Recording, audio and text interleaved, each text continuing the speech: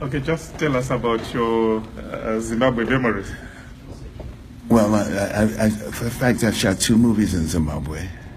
Mandela, I shot in 1986 in Zimbabwe. Then I shot Bopha in 1992 in Zimbabwe. So the last time I was in, no, I'd say the last time I was in Zimbabwe since 1988. The last time I was in Zimbabwe was about 94, 95. And you know, I have collected. My former wife had a gallery.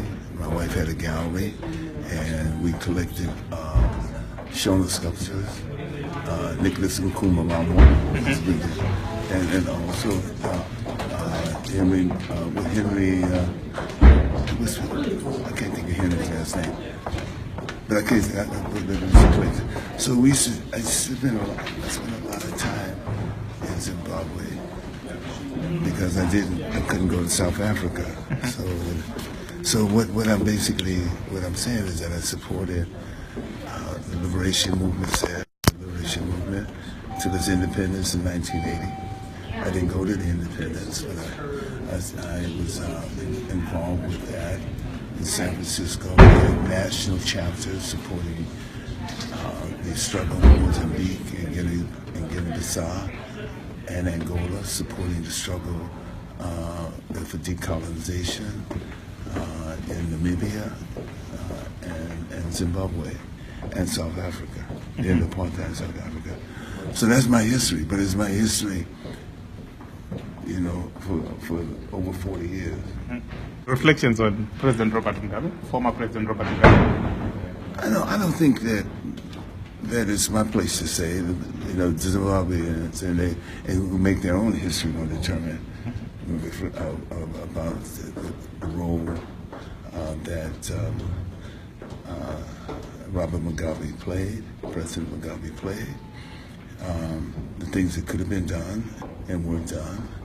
The land issue was never settled properly.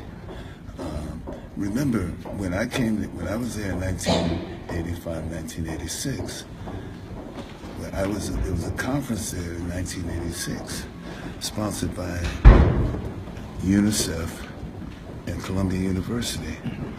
Zimbabwe had one of the best early childhood development programs in the developing world. At the time of independence, there were 900,000 kids in school. Within a few years, there were 3 million kids in school. That's what happened. The positive that it was at that time, salsa was something that they grew their own salsa. They were not importing rice. They were self-sufficient in salsa.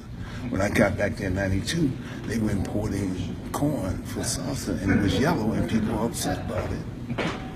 You don't know my history, but they were upset about it. They were imported from Iowa, you know, and from the Midwest. But those are my reflections. It was great, but it has to, you know, it's most situations. South Africa too. There's another struggle for future generation, you know, and certainly issues around land reform, issues around equity, issues around infrastructure. All those are things that have to be done. But I could say the same thing for Mozambique. I could say the same thing for Angola. I could say the same thing for a number of countries where it seems as if the wealth of the country and the resources of the country have gone to those few people who are in the upper class hierarchy, as opposed to those things being disseminated among the people. So.